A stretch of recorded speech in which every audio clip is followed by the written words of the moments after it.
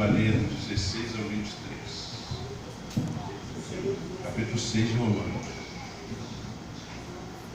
7, capítulo 6. Então, a gente vai ler do 16 até o 23. Nós já lemos esse texto? Vamos ler de novo. Pois vocês sabem muito bem que, quando se entregam a alguma pessoa para serem escravos dela, são de fato escravos dessa pessoa a quem vocês obedecem. Assim sendo, vocês podem obedecer ao pecado, que produz a morte, ou podem obedecer a Deus e ser aceitos por Ele. Mas damos graças a Deus porque vocês, que antes eram escravos do pecado, agora já obedecem de todo o coração às verdades que estão nos ensinamentos que receberam. Vocês foram libertados do pecado e se tornaram escravos de Deus para fazer o que é direito. Falo com palavras bem simples, porque vocês ainda são fracos.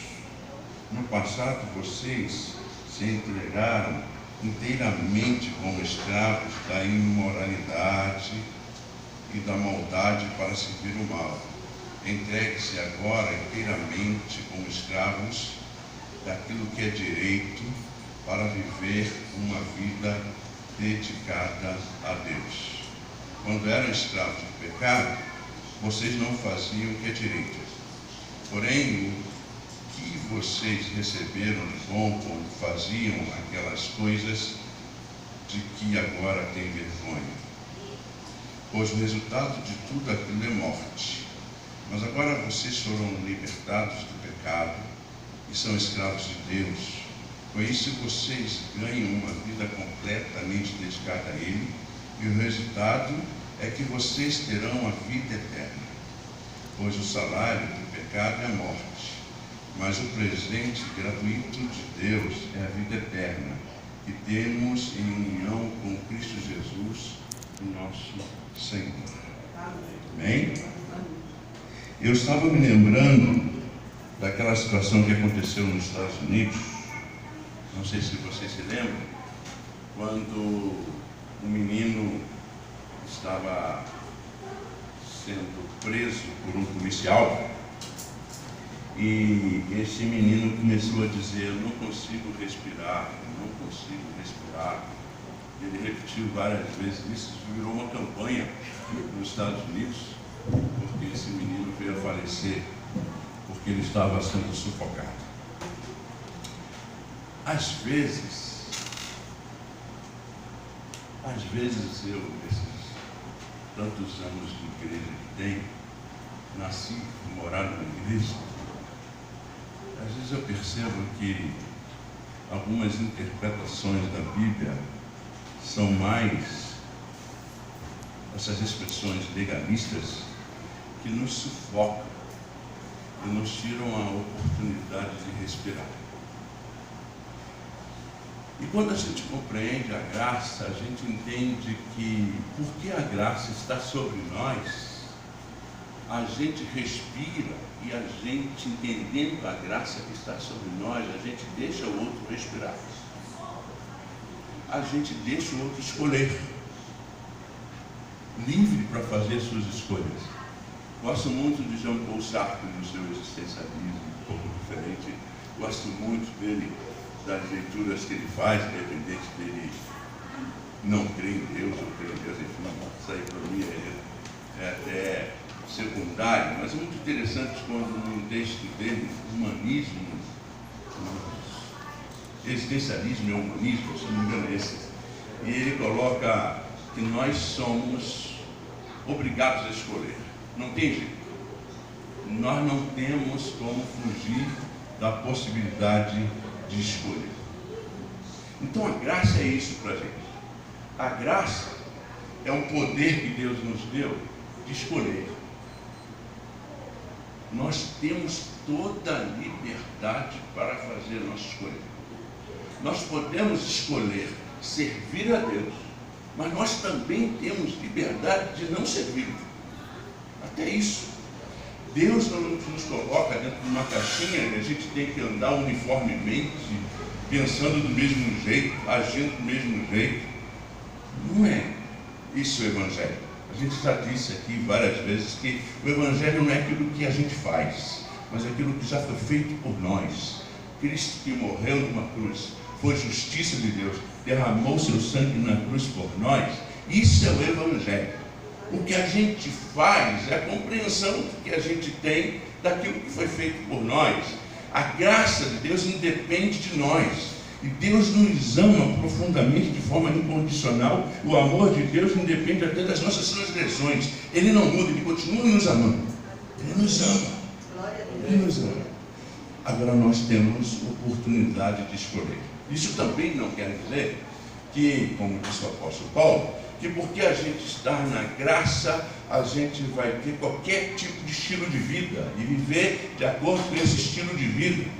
Mas a gente pode escolher viver qualquer estilo de vida, porque a gente é livre. Isso é maravilhoso, isso é fantástico e difícil.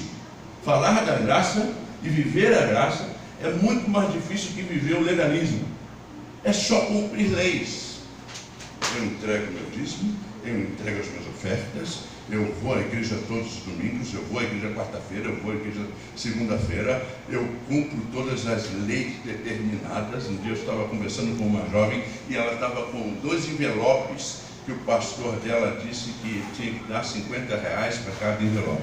Ela não conseguiu dar então a oferta e ela estava numa depressão profunda, porque o pastor disse que eram 2 maldições que cairiam sobre a cabeça dela, porque ela não conseguia, não tinha dado aquela oferta. A senhora estava jovem, estava completamente deprimida, lá em Duque de Caxias, completamente deprimida. Fui então conversar com ela, e aí, foi interessante, porque a mãe dela ouvindo a conversa, veio um menino, ela falou assim: pastor, esse menino aí, meu filho, também está precisando de morada.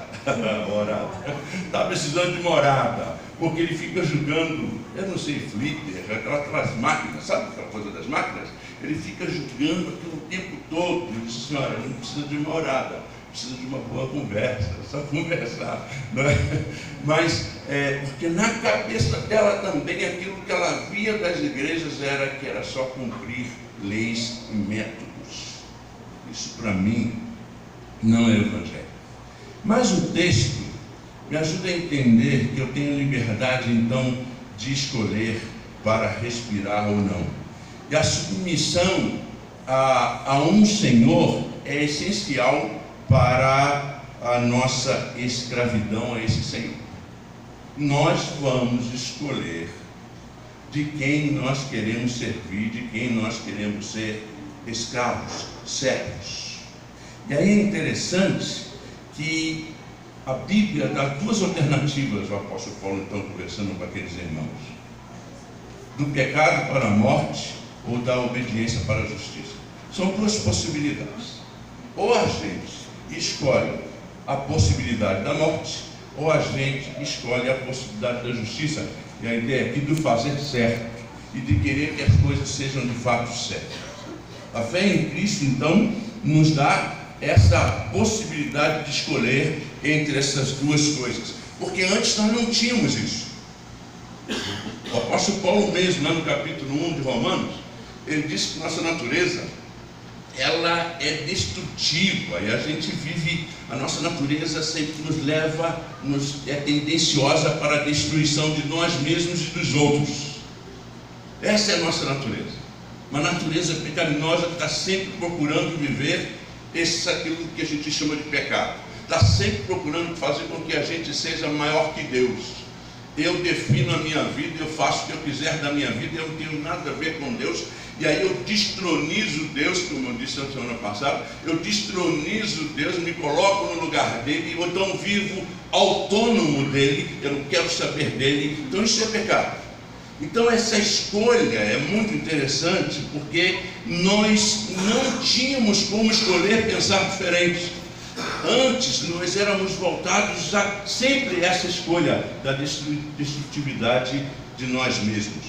Quando a gente encontra Jesus, o Jesus de Nazaré, que se fez gente, esse Jesus maravilhoso, que morreu numa cruz por nós, que entrou em nossa realidade, que se fez gente pobre, que fez gente, eu vou acrescentar, gente preta, que fez gente nascendo lá em Belém, Judá, que aquele sujeito que entrava em contradição com todos aqueles legalismos da época, este Jesus que resolveu não ficar somente vivendo aquilo, mas já estava no plano de morrer numa cruz, que era a pior morte daquela época, por nós, derramar o seu sangue na cruz por nós. Quando a gente entende isso, a gente entende isso profundamente, e a gente recebe Jesus, e a gente aceita esse sacrifício dele, aí a gente tem capacidade de escolher. A gente tem capacidade de escolher ficar com ele, e tem capacidade até de escolher não querer ficar com ele. A gente vai ter consequências. Escolhendo ficar com o Senhor, nós temos consequências.